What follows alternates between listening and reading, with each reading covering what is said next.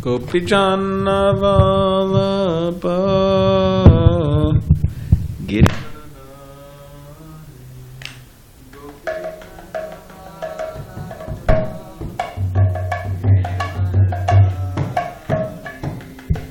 Gopijana Vallabha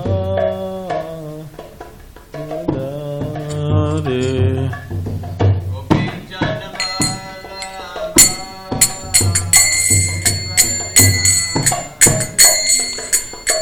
Yashodanandana Brajajana Ranjana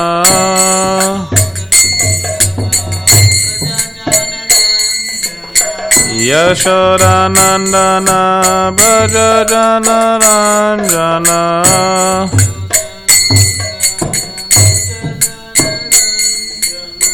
Yamuna Tira Vanachari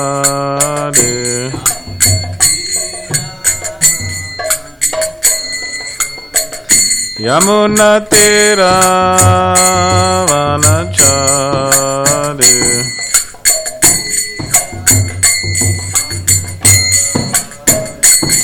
Jaya Radha Madhava Kunja Bihari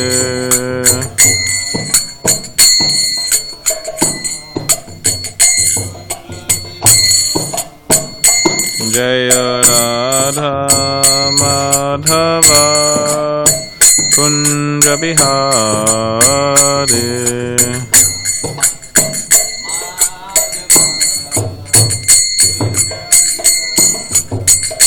Jaya Radha Madhava Kunja Bihari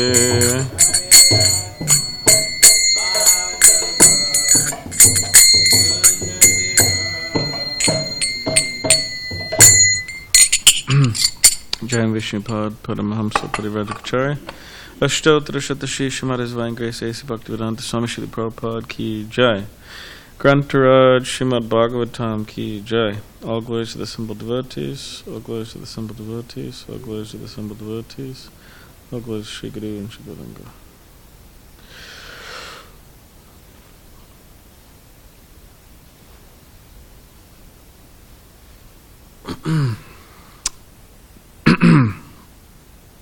Om Namo Bhagavate Vasudevaya.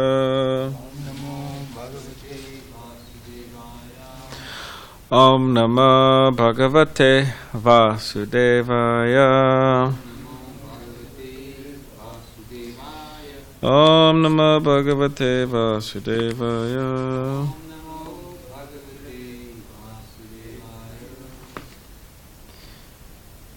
So I've been thinking this the last few times I gave class. Each time someone puts a garland on me, I was thinking about what Srila Prabhupada said about flower garlands, and I was going to say it each time, but I guess apparently I forgot. But now I'm remembering to say it, so I'm just going to say it now, so I don't forget. But Prabhupada said one time somebody puts a garland on him. I think it was I'm not sure what it was, but they put a garland on him, and he said that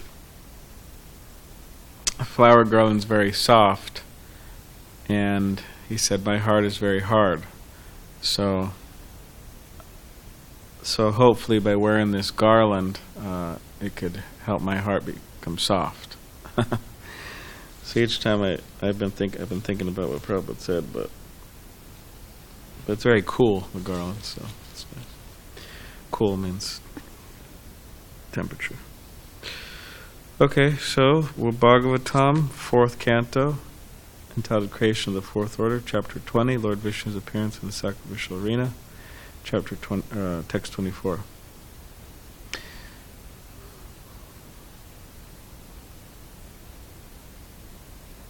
Nakamaye na tatad apyaham kvachin na yatra yushmachcharanam bujasavaha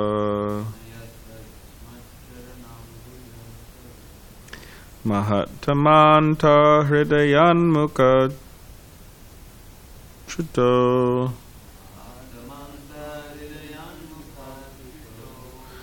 Vidasvakarnayutam esha me varaha Nakamaye natatadapyaham kvachin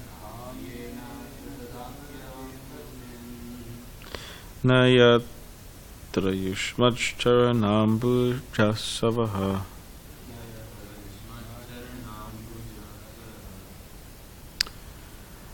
Mahattamanta hridayanmukachuta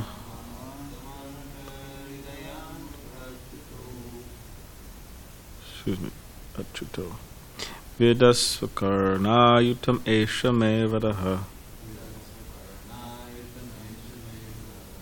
Please chant.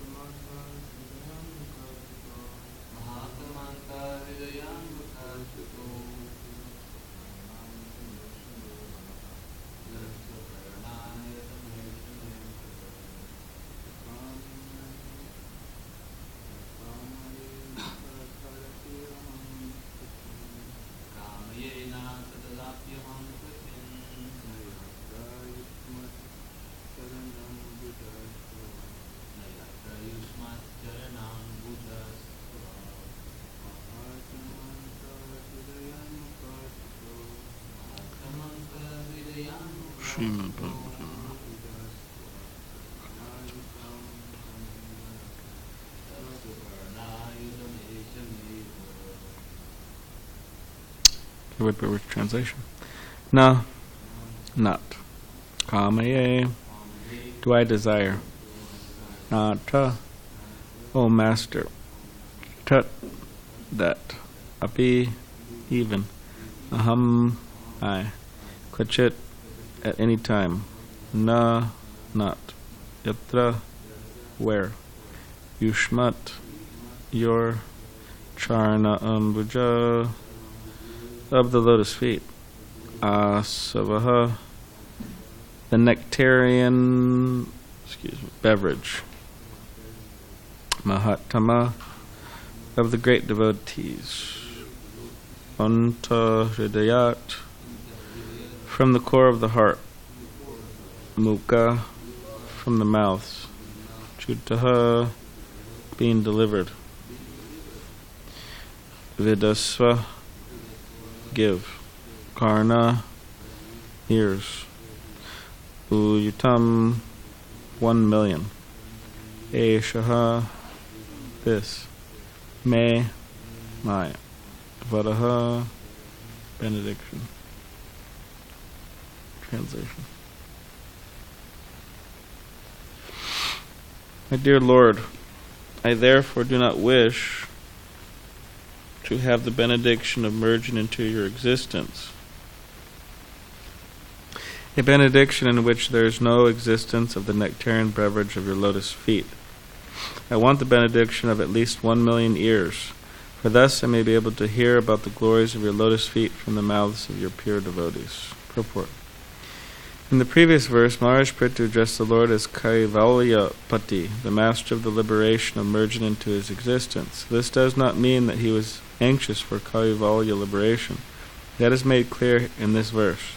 My dear Lord, I do not want such a benediction. Maharaj Prithu wanted to have 1,000,000 ears to hear the glories of the lotus feet of the Lord.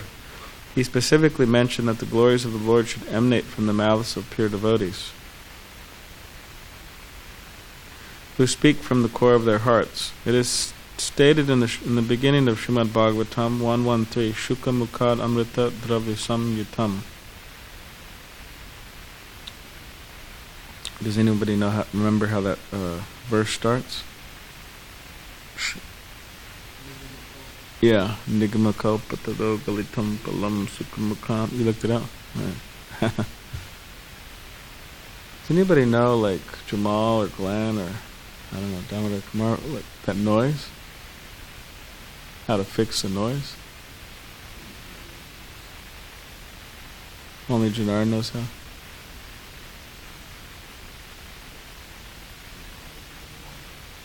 Because it just started during class. Yeah, during class. Wasn't doing that during the kirtan, I don't think. Maybe.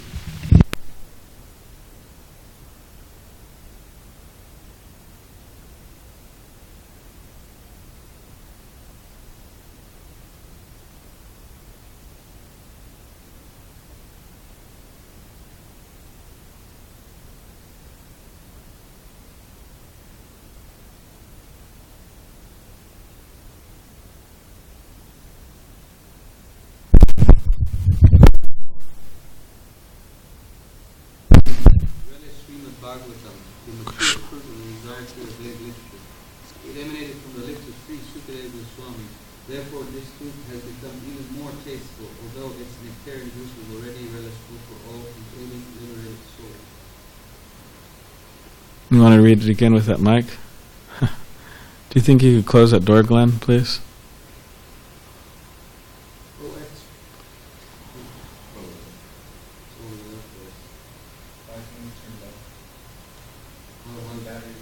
Oh, the battery died?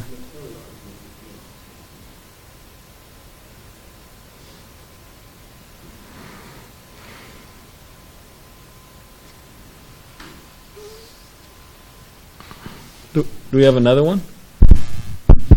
All right. 3 mics. Do you want me to read it? Yeah, you can read it.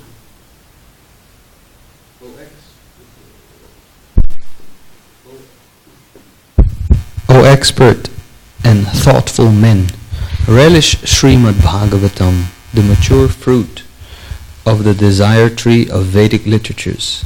It emanated from the lips of Sri Sukadeva Goswami. Therefore, this fruit has become even more tasteful, although its nectarian juice was already relishable for all, including liberated souls. How long is the purport? Oh, yeah. Okay. Maybe devotees could read it on their free time, like homework, right? It's 113, Srimad Bhagavatam. Nigamakalpataru Galitam Palam. The nectar of Srimad Bhagavatam became more relishable because it emanated from the mouth of Srila Shukadeva Goswami. One might think that these glories of the Lord can be heard from anywhere, from the mouths of either devotees or non-devotees. But here it is specifically mentioned that the glories of the Lord must emanate from the mouths of pure devotees. Sri Sanatana Goswami has strictly prohibited hearing from the mouth of a non-devotee. So we're just having this problem with the microphone, right? And I was just thinking, I was remembering when Mukund and myself were in India. We're in Pune, and we're trying to get a one devotee was trying to help us book a taxi. One devotee was trying to help us book a taxi, and it was extremely difficult. For some reason, the app wasn't working, this and that, and it was taking 15 minutes, 20 minutes, 30 minutes, and I was just on the side. I was like on the sidelines, just observing and waiting. And these two devotees were working on this problem. So then at one point I said, why don't we just ask somebody, like, there's so many devotees around here, why don't we just ask somebody who could use their phone and they could use their app to call a taxi. So then we did that. but then there was some problem. This devotee who was going to pay for the taxi, they couldn't transfer the money, this and that. And so then I just asked some devotee, I said, random devotee, I said, so this devotee who's helping us, they can't charge it on their card, but they'll pay you back. You could take their number, they're a local devotee, they'll pay you back. So then this devotee said, okay, yeah, no problem, I just have to go to my house. So he went on his motorcycle, went to his house, came back, and he gave us 2,400 rupees, which, it's like $30, $40. And then I said, okay, you should take this devotee's information. And then the devotee gave the money. He said, no, don't worry about it. So I'm just thinking right now, because I said, does anybody know how to fix the problem with the mic? And everyone said no. So then I just said, okay, let's get a new mic. So why I'm bringing this up is that sometimes it appears that we may have some problems, but the answer, we might have the answer too. So we should remember that it's not that everybody is has the answers, but Krishna also gave us intelligence to utilize and engage. And Tirtha Maharaj told me one time, because one time I was spacing out during japa, falling asleep heavily, and Tirtha Maharaj came up and he gave me a hard time, and I gave some reason why I was sleeping during japa, that it was a long day and I didn't get to take a nap, this, that, so many things. I didn't get much sleep. And then he told me, I think it was Bhakti Bronson, he said, Bhakti Bronson, surrendering to Krishna means also surrendering your intelligence. Means it's not that you join the Hare Krishna movement or you surrender to Krishna and you just, you turn off the intelligence switch, like a light switch, you turn it off. But use intelligence as far as possible for Krishna service. Make arrangements, make plans how to have a nice job, or things like that. So sometimes the answer's within too. Like this mic problem and the taxi problem. So, all right. Srila Sanatana Goswami is strictly prohibited hearing from the mouth of a non-devotee. All right, I better get off the Vyasan then, huh? For all your benefit. There are many professional reciters of Srimad Bhagavatam who speak the narrations very ornamentally, but a pure devotee doesn't like to hear from them because such glorification of the Lord is simply a vibration of material sound. But when heard from the mouth of a pure devotee, glorification of the Lord is immediately effective. The words Satam Prasangam Mama Virya Samvida, Bhagavatam 3:25-25. So at this particular point, we're going to pause and we're going to read this verse of the Bhagavatam 3:25-25. Oh, I have it here too. But you could read it. Yeah, whatever you like. Satam prasangam mama virya samvido bhavanti hritkarna rasayana kata tadjosanada swapavarga vartmani shradharatir bhaktir anukramishyati. In the association of pure devotees, discussion of the pastimes and activities of the Supreme Personality of Godhead is very pleasing and satisfying to the ear and the heart.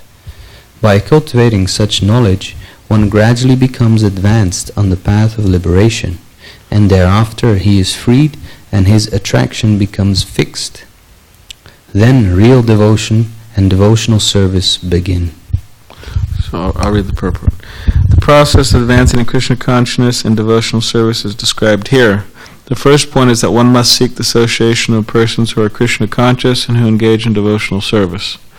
Without such association, one cannot make advancement. Simply by theoretical knowledge or study, one cannot make any appreciable advancement. One must give up the association of materialistic persons and seek the association of devotees. Because without the association of devotees, one cannot understand the activities of the Lord. Generally, people are convinced of the impersonal future of the Absolute Truth. Because they do not associate with devotees, they cannot understand that the Absolute Truth can be a person and have personal activities. This is a very difficult subject matter, and unless one has personal understanding of the absolute truth, there is no meaning to devotion. Service or devotion cannot be offered to anything impersonal. Service must be offered to a person. Non-devotees cannot appreciate Krishna consciousness by reading the Srimad Bhagavatam or any other Vedic literature wherein the activities of the Lord are described. They think that these activities are fictional, manufactured stories because spiritual life is not explained to them in the proper mood. To understand the personal activities of the Lord, one has to seek the association of devotees. And by such association, when one contemplates and tries to understand the transcendental activities of the Lord, the path to liberation is open and he is freed.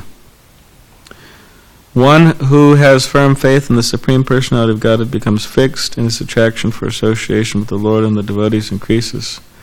Association with the devotees means association with the Lord. The devotee who makes this association develops the consciousness for rendering service to the Lord, and then, being situated in the transcendental position of devotional service, he gradually becomes perfect.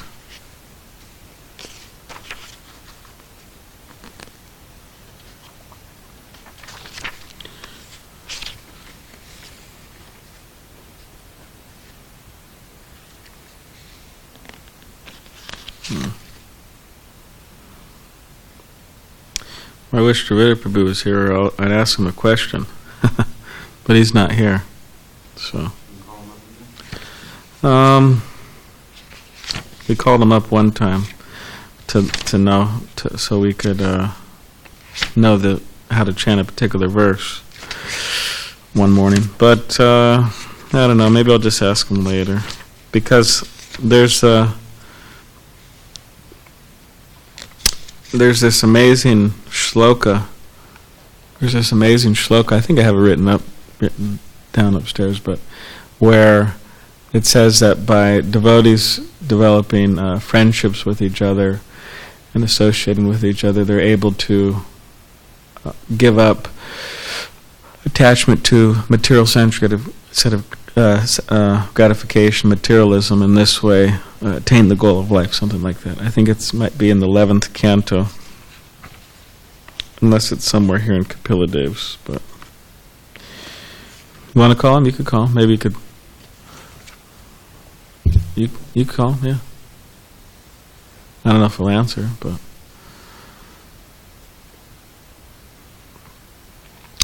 okay. So you remember what the verse we're looking for is about?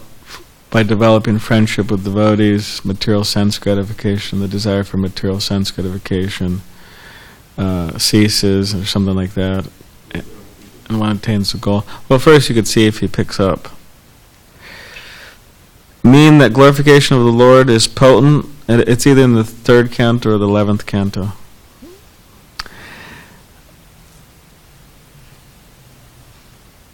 Is potent when uttered from the mouth of a pure devotee. The Lord has innumerable devotees all over the universe, and they have been glorifying the Lord since time immemorial, and for an unlimited time. But still they cannot completely finish enumerating the glories of the Lord. Prithu Maharaj therefore wanted innumerable ears, as Rupa Goswami also desired to have millions of ears and millions of tongues to chant and hear the glorification of the Lord. In other words, if our ears are always engaged in hearing the glorification of the Lord, there will be no scope for hearing the Mayavad philosophy, which is doomed to spiritual progress. Sri Chaitanya Mahaprabhu said that if anyone hears from a Mayavadi philosopher preaching about the activities of the Lord, even if it is a description from the Vedic literature, he is ultimately doomed. By hearing such Mayavad philosophy, one cannot come to the destination of spiritual perfection of life. Om Agyanativedandasya Gananjana Shalakaya Chakshula Maditamena Tasmai Shri Gurave Namaha Mukam Karitavachalam Pangam Nangayate Girim Yatkipatamaham Vande Shri Gurun Dinitarinam Vancha Kapadubheshya Kripa Sindhuvevacha Patidanam Pavanebhyo Vaishnavebhyo Namo Namaha Shri Krishna Chaitanya Prabhu Shri Advaita Gadadhar Shivasadi Gaura Bhaktivinoda Hare Krishna Krishna Krishna Hare Hare Hare Rama Rama Rama Hare Hare. translation again. My dear Lord, I therefore do not wish to have the benediction of merging into your existence, a benediction in which there is no existence of the nectarian beverage of your lotus feet. I want the benediction of at least 1,000,000 ears, for thus I may be able to hear about the glories of your lotus feet from the mouths of your pure devotees.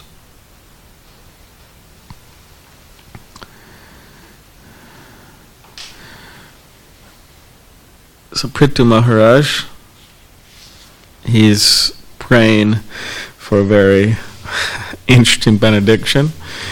He wants 1,000,000 ears. That's a lot of ears. And why? So he could hear the glories of the Supreme Personality of Godhead from who? The mouths of the devotees, but so they're specific devotees, pure devotees. Yeah, from the mouths of your pure devotees. Prithu Maharaj is asking for. And the power of hearing from the mouths of pure devotees, Prabhupada quotes a few verses, the 113, Nigamakalpataro galitam palam shukamakadamitam javasam yutam pabhuta bhagavatam rasamalayam muhuraho rasika bhuvi bhavaka. So he's the Bhagavatam saying, "O expert and thoughtful men, please relish the Srimad Bhagavatam. It has been passed down and it become even sweeter due to Shukadeva Goswami speaking." So apparently when Shuka means parrot, Shukadeva Goswami, and apparently it says, I forgot where I read, but you could investigate. I'm not making it up. But it says that Shukadeva Goswami is actually Srimati Radharani's parrot in the spiritual world. So quite a personality. And Shukadeva Goswami, he spoke the Bhagavatam, and parrot, Shuka means parrot. So apparently when a parrot bites a fruit, and then a human bites it, or whoever else bites it, becomes sweeter. So that's what's going on here in this verse. It's saying become even sweeter after Shukadeva Goswami spoke it. And apparently Rajendra Nandana Prabhu, when he was in Vrindavan one time, he heard this verse, and then he was thinking, oh, I wonder if it's true. And then he saw a parrot bite a particular fruit, and then he got that fruit, and I would think offered it to Krishna, and then he had it, and it was sweeter. That's what he said. That was his experience. Or just like it says that swans can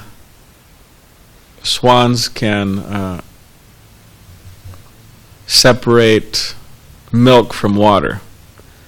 That's so in other words, swan-like devotees, they could take the essence of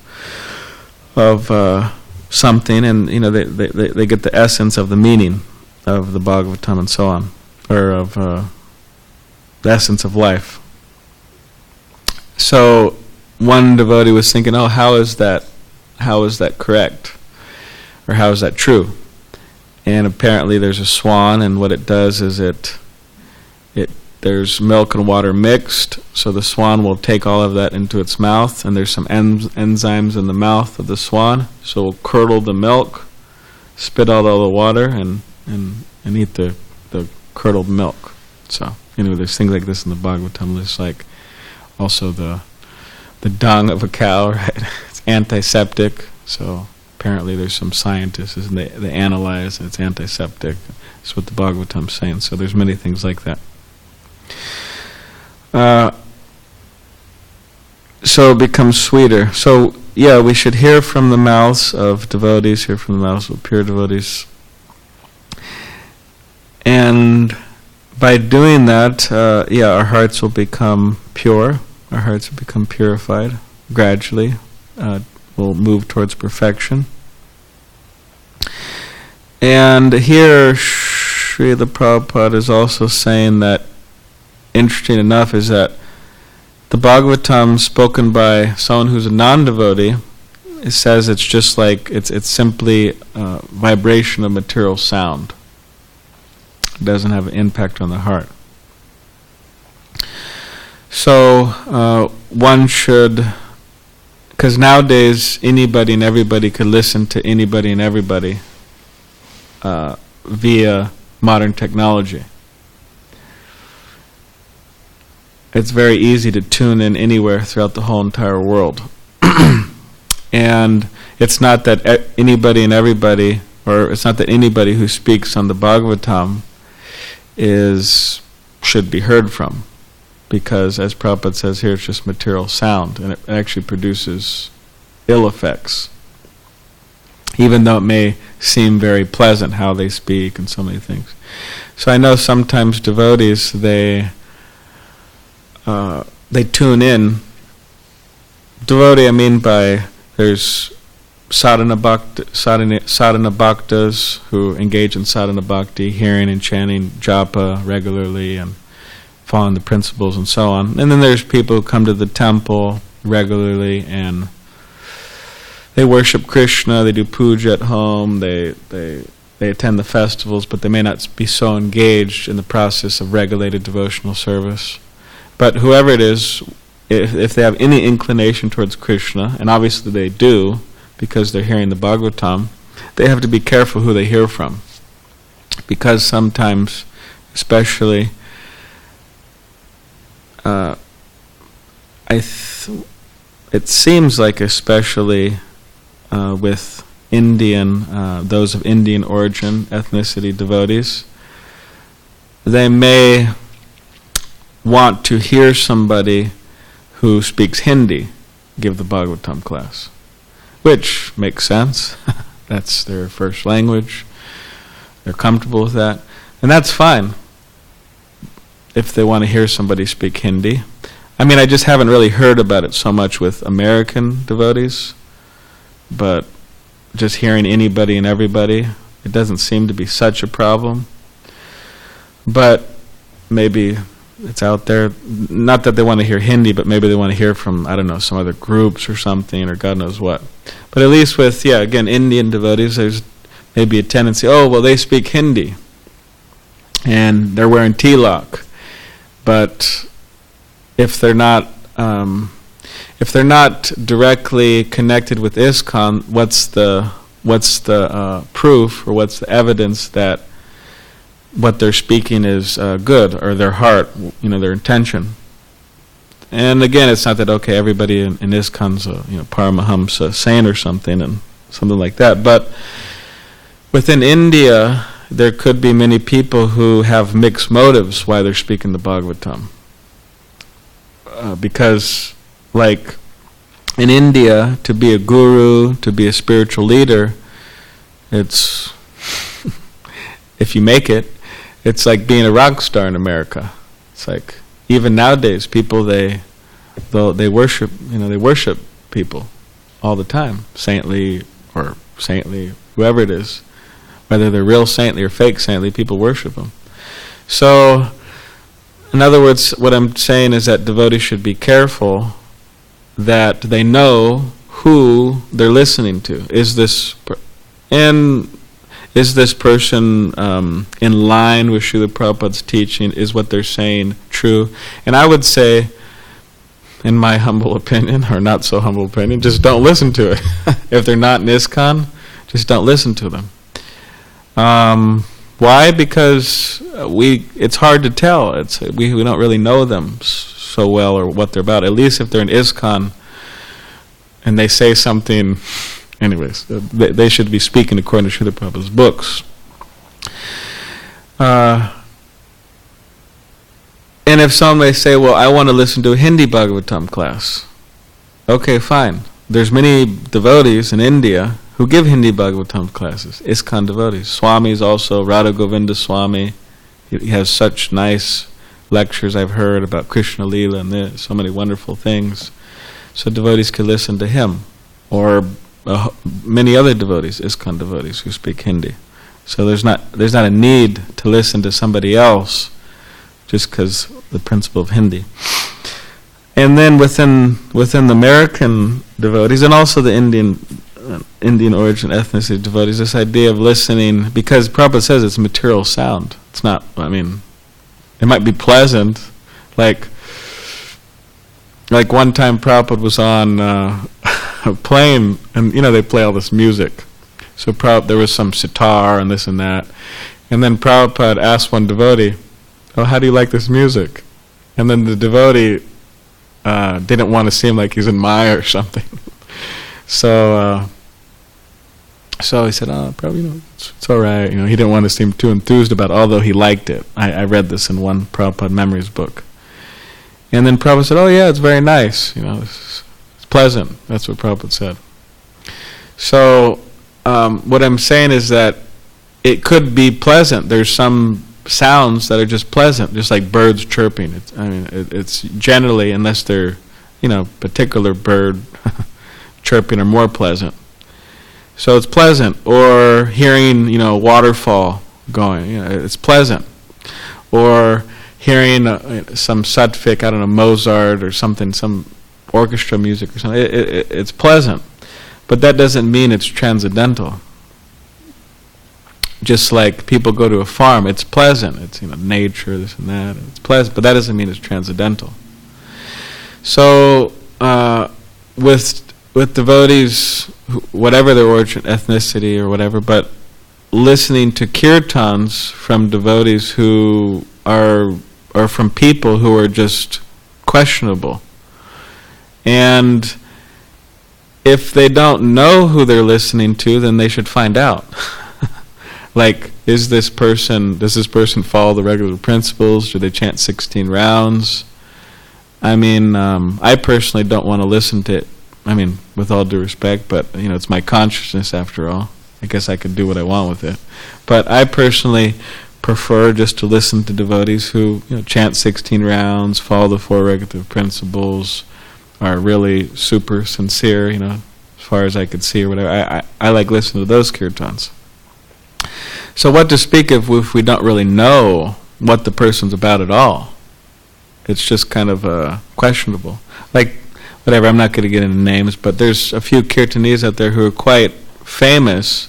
They're not in ISKCON, they're not ISKCON devotees, but they're famous, and they have a good voice, and they attract lots of people, but again, that doesn't mean it's transcendental. And some of these people actually, like we brought up before in classes, actually just out and out criticize Prabhupada. They even criticize Krishna, although they're chanting Krishna's name and making some bucks from this name. They're critical. So at least we should know: is this person I'm listening to like a bona fide devotee? And I would just say, just to be careful, just to be safe, just listen to ISKCON devotees. There's so many devotees who have good voices. Just listen to, I don't know, there's so many, Radhanath Swami, Niranjana Swami, this Madhava Prabhu, there's so many wonderful devotees, there's no real need, actually. And out of ignorance, people do that, and it doesn't really help their devotion. So this is what Prabhupada's saying, it's just material sound. So therefore, satam prasangam mamavirya samvado, to associate with devotees, authentic devotees, purifies the heart, it's potent, it has effect. And it's wonderful. So yeah, Prithu Maharaj, Rupa Goswami, they're praying for millions of ears so they could hear and they could chant. So now, did that benediction come true? Did Prithu Maharaj really get millions of ears? It doesn't state anywhere that he attained that benediction, but he wanted it. In Rupa Goswami also, did he really attain millions of ears? Does anyone in the spiritual world have millions of ears? I don't know, maybe their ears are so powerful in the spiritual world that it's just as good as having millions of ears. They're so powerful senses, because everything's heightened in the spiritual world.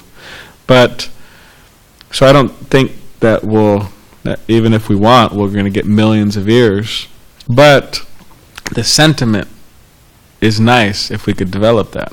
I like to have millions of ears, millions of tongues, so I could chant, relish, the nectar of Krishna consciousness, hearing and chanting about Krishna. But on a practical note, that's what Prabhupada, he was one person, obviously, but through him, or by his potency, he created so many disciples. And, Prabhupada has two hands. How many books can you distribute with two hands? Brigapati Prabhu's up there pumping out books recently, especially recently, like $300, $500, $600 at a college. He's doing it regularly. It's a lot. Devotees are wondering how he's doing it. Is he growing two other arms, or what is he doing?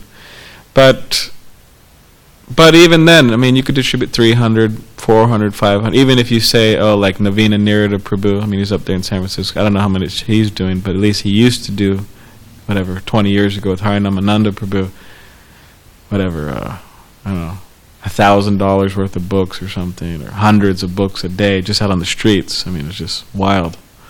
In Europe, under Harikesh Swami. So, his inspiration. So even if you get up to that point, okay, you're pumping out books, but still, two hands have a limit. Two arms, two hands have a limit. And, there's a certain amount of time in a day, right? So if somebody could inspire somebody else to engage in that service, right? You inspire one person, that's 4 hands, and etc. You keep on inspiring people. Then you could have a whole army of people distributing books for Krishna's pleasure, for Prabhupada's pleasure, for the upliftment of the conditioned souls, just like Vaisheshika Prabhu. Through his inspiration, he's inspiring people. And his 2 hands are, you could say, multiplying, so many hands.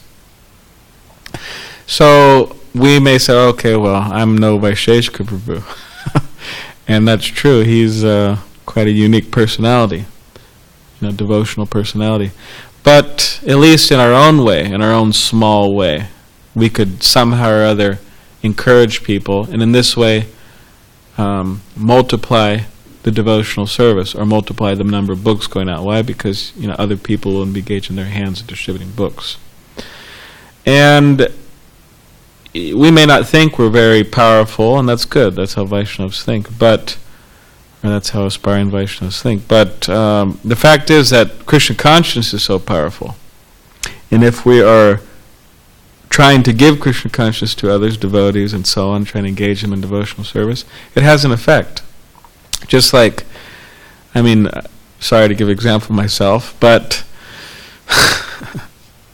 I didn't do anything special. I just, we have these Friday night kirtans, and we had it at one devotee's house.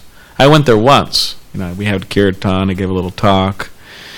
And then this Indian couple, they had association with devotees, but they never came to the temple. They lived here in SanDiego for years on end, and they never came to the temple. I never saw them. I've been here for years. I'm practically here every Sunday feast, talking with people. I never saw them. But after that kirtan, every Sunday, just going to the temple every Sunday. And I was just shocked. I was that little program, the kirtan, a little talk, it really inspired them. And there's also another woman, the same thing. We had one program at her friend's house, and just every Sunday, practically every Sunday. And there was actually another couple too, similar thing. We just at her friend's house, and so I'm saying sometimes people, they just need a little more, little pushing, a little more inspiration, and then they'll get more involved. So we should try to do that and multiply, because we're not going to be able to have millions of hands, millions of ears, millions of eyes, millions of tongues, but we could try to inspire people. And lastly, Mayavad, hearing about the Mayavad philosophy, it says doomed to spiritual progress. And if one hears from a Mayavadi philosopher preaching activities of the Lord, even if it is a scripture from Vedic literature, he is ultimately doomed. So we have these 6 loving exchanges: dati, pratigranati, revealing our mind, inquiring, giving gifts, accepting gifts, all these different things. So it says that we shouldn't do these actually with non-devotees. Prabhupada brings that up in the purport, Mayavadis. Why? Because association's very strong, and before you know it, hanging out with the Mayavadis, you start thinking like a Mayavadi. And then your spiritual life is just destroyed, practically speaking, or put on hold. So, therefore, what goes into our ear, right, stays in our mind. What comes into our, what we see stays within our mind. Like I have stuff, everybody has stuff, I heard things years ago, and it's still there. And I may not want it there.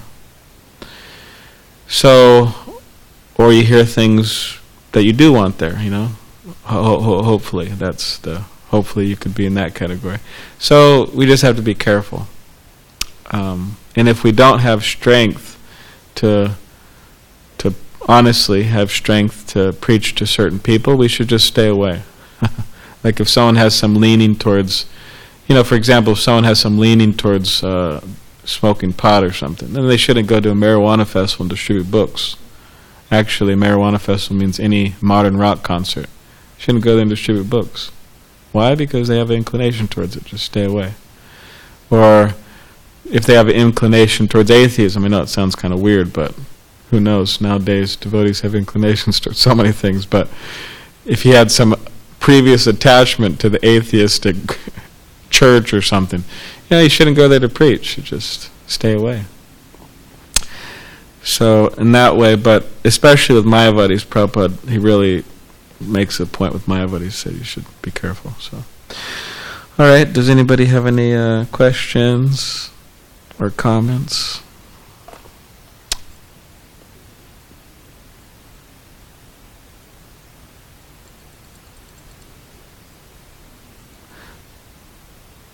So what are we going to do if we don't use all that tomato sauce? Distribute it at the Sunday feast. The devotees? Freeze it? Yeah, okay. All right. Okay, so tomorrow, Raj Mohan will give class, and it will be on text 25, 420-25. And then, after that, I think we will have Konteya Prabhu give the Srimad Bhagavatam class on Saturday, which he is congregational development, I don't know what you call him, minister. And he wrote a book, what is it? Oh, co-minister alongside his guru, Jayapataka Swami. And he wrote a nice book, How to Have a Successful Sunday Feast. So it's kind of humorous too, but it's a good book. And he has a long biography, did many things. He's been a devotee for quite some years, like 3 decades or more. So apparently he's coming here with his wife, and he'll give class Saturday, and then there might be a seminar in the evening in the Krishna Lounge, Saturday night. Friday night at Gaurkeshava's also.